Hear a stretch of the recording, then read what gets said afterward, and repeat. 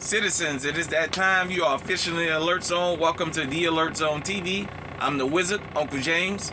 I would love for you to become an active citizen of the Alert Zone by hitting the subscribe button and the bell so you can be notified when we drop fruitful, goofy, but needed information. Giving the video a like to help with the algorithm, to get the message out. Sharing, definitely the people you know and you care about. Commenting, I would love to see y'all comments, but if you don't comment, that's fine. I understand.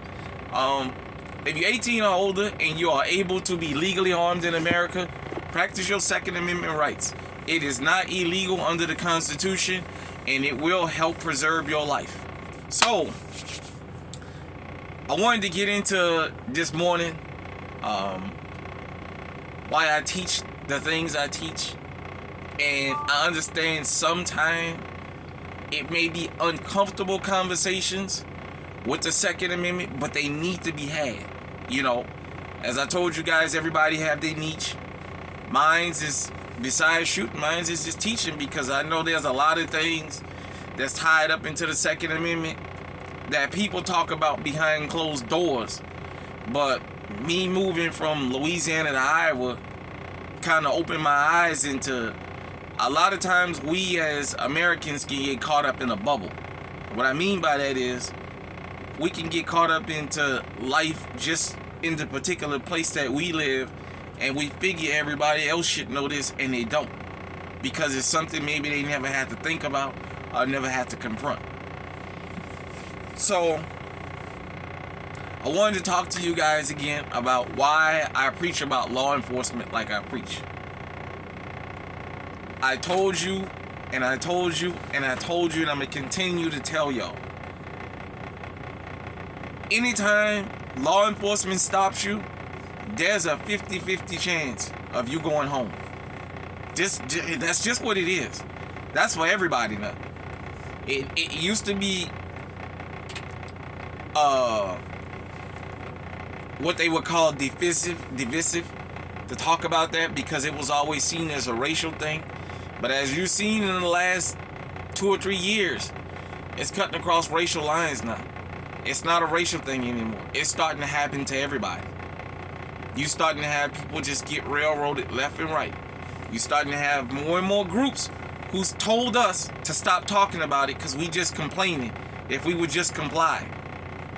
Now you see, as I told you about the Mulford Act, when something is born out of deviancy and evilness, you can't clean it up. It's just gonna spread. It's just like a fungus. If you don't get rid of the fungus, it's gonna spread. Just give it long enough, it's gonna spread. That's why they say one bad apple spoils the bunch. You got one, it's easier for negative and bad to spread than it is good. Because if it was easy for good to spread, we probably wouldn't be having these conversations here. Not these kind of conversations. Everything would probably just be us testing out firearms. There would be no conversation to have. So, I always tell you guys, law enforcement do what they're taught to do. I hear people keep saying, oh, it's a training. No, it ain't. They're doing what they're trained to do. That's why I try and train you to use this. Use this right here.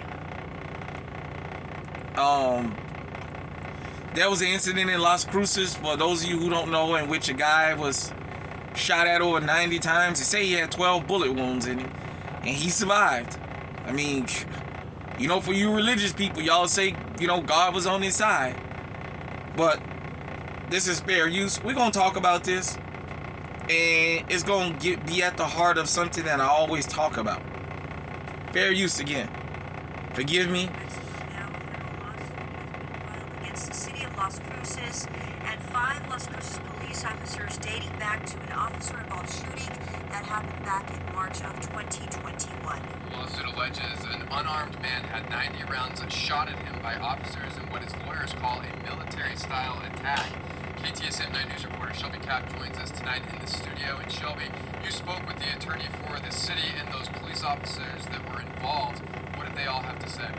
Andy Natassia, the attorney for the city of Las Cruces, and the 5 officers named in the lawsuit say they believe that they believe that Jonathan Strickland was armed, but the attorney for Strickland says it's outrageous.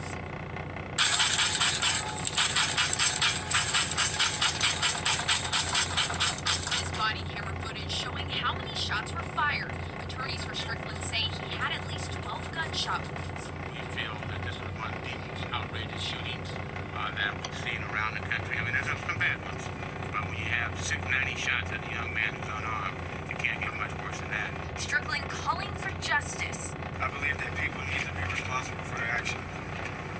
I want my justice. I was unarmed, but because of Las Cruces Police Department, I now have to live my life in pain for the rest of my life. Prior to the officer-involved shooting, the New Mexico State Police say that Jonathan Strickland had been accused of threatening his partner. His partner went to the police station, and Strickland then arrived at that same station. When Las Cruces police officers tried to detain him, he allegedly drove out of the parking lot, and a pursuit began. Now, LCPD stopped Strickland's vehicle by using a pit maneuver, and that's when shots were fired. Guys, get out! According to the lawsuit, Strickland's partner later recanted her claims of abuse. An attorney for the city of Las Cruces and the police officers say police were told Strickland was armed. And it's what they were told by Mr. Strickland was armed and the mother of his child. And that Mr. Strickland was armed. And Mr. Strickland had committed a violent felony crime against his girlfriend, pointing a weapon at her head, threatening, basically telling the 1-year-old child that your mom was going to die. To your side! Back behind you right now!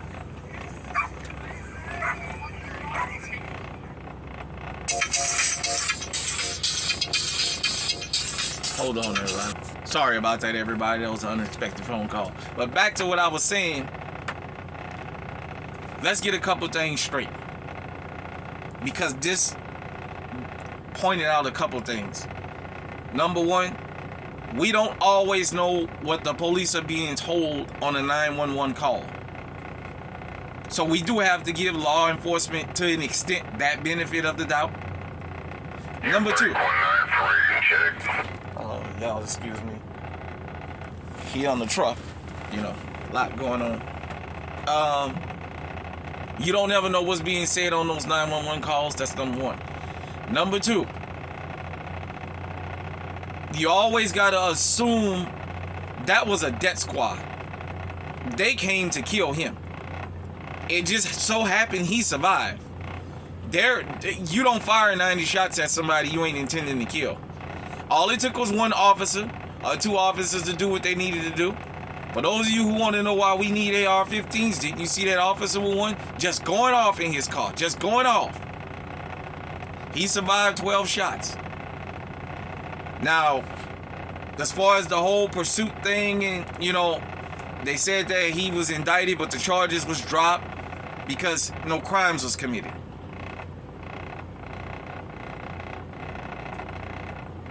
This is why I tell you guys, when law enforcement show up, number one, you don't know what they're showing up for. Number two, when they get called out, if they say they got called out, you don't know what they was told. But number three, those guys had an excuse that they was given, saying that he threatened a child and that he was armed. That was the excuse to kill him. And the fact that he left that police station and they chased him and had to do the pit maneuver, yeah, that was the icing on the cake to be able to kill him. And he just survived for whatever reason. Now, I'm not going to speculate on whether I think how the lawsuit is going to go. My point is, you got law enforcement officers out there every day that's being fed lies, and some of them just waiting to capitalize on it. I've seen them pull pit maneuvers and hold a person at gunpoint and get them out. But as soon as they did the pit maneuver, they opened fire.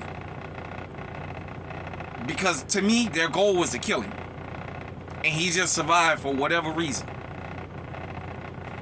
Now, they said they was told he had a firearm. What relevance does that have to us? I walk around legally armed. So, saying that I had a firearm or I have a gun, right there puts me in danger. The one thing nobody can argue is that this gun is registered to him. He got a CCW, CPL, whatever they call it in your state. Hell, you got video evidence now that I'm legally armed. So at any given time, it can happen to me, and they can say he reached for his gun. They can say we know he legally armed. You get what I'm saying? This is why I tell you guys and girls out there, you dealing with law enforcement, just do what you need to do.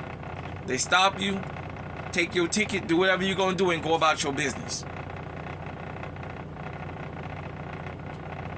You don't have the option and the luxury of assuming that they're going to just give you a ticket and go. I told you, they're taught to escalate situations. Hell, you had a Kansas City police officer, you can look it up here on YouTube, shout out to Dr. Rashad Ritchie. And he's a white officer, filed a lawsuit against the Kansas City Police Department because he was told about his quotas to stop black motorists, because 9 times out of 10 they can get away with giving them multiple tickets. They had a point system. If you didn't get so many tickets, you was getting demoted. He even said they was told when there's calls in black neighborhoods not to respond. And I'm not racializing this, I'm just pointing something out. And that he was told respond to the white neighborhoods. You know, when Kansas City police department last year was embroiled in a scandal, and a lot of people came out afterwards and said to retaliate against us, they've decided they're not going to answer our calls now. We call them and they won't show up, and they've said they're not coming. Listen, there's officers coast to coast, man, and as I said, it cuts across racial lines. It doesn't even matter anymore. They give you tickets and let you go and call up the road, and they dismantling your cars on the side of the road. This whole thing about we smell marijuana, for guys and girls who don't know,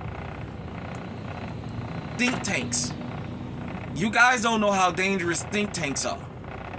You guys don't know how dangerous people who have an agenda and money behind them are.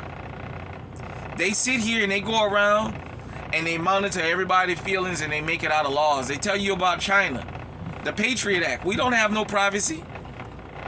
There's no more privacy under the guise of we fighting terrorism.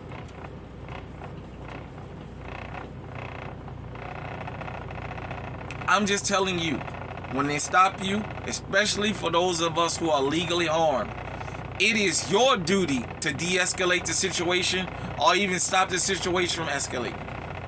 You better always assume they're looking for trouble.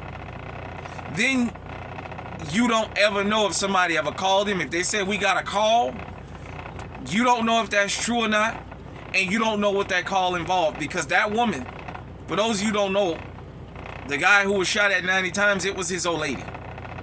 And she, I guess they had an argument, and she used 911 against him.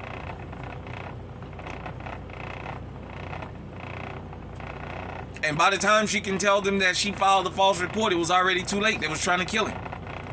You don't fire 90 shots at somebody you're not intending to kill. Period, point blank. There's nobody who can justify that to me. There's a video of YouTube here about Jerry. Jerry not only fought the police, he beat the man up and took his car. Drove off. Jerry's still living. When you are legally armed, you have to understand, you got more rules on you being legally armed than people who don't carry guns at all. And the mere fact you have a legally owned firearm, there'll always be a justification. Because if they could have found a legally owned firearm on him, they would have got away with it. You see, we was justified. Even if the gun would have been in the trunk, it don't matter. He had a firearm. So they'd have took that out the trunk and threw it in the car. Especially if he'd have died. He just happened to live. Be careful out here. Just driver license, registration, insurance, keep that up to date. Don't travel with nothing you ain't supposed to travel with. Always, always, always assume when they stop you, they're looking for trouble. That's a fight you can't win. You got to use this gun instead of this one. How you doing? Driver license, registration, insurance. Can I ask what I'm being stopped for? You was speeding. Oh, okay. How fast was I going over the limit? Blah, blah, blah, blah, blah, blah. Sign the ticket and go. Don't start arguing with them.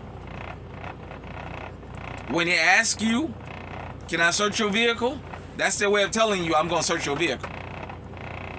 I already told you guys, and for those of you who don't know, I'll tell you again about the canine trick. You're not a dog trainer. You're not trained to... When they bring the canine out, they always going to tell you, our dog indicated that you got drugs that give us probable cause. You don't know, because they search you and they don't find nothing. You don't know how they've trained these dogs. They're going to search you. When they ask you if you got anything illegal in the car and you say no, you better get ready. They're going to search you. Either you can volunteer it or they're going to force to do it. And if they can't find nothing, hell, they'll dismantle your car right there on the side of the road and leave you there. Because they dirty like that. I know NOPD was notorious for doing it. Be careful out there, people. Hit me in the comment section and let me know what you think. Till next time, stay safe, stay on high alert.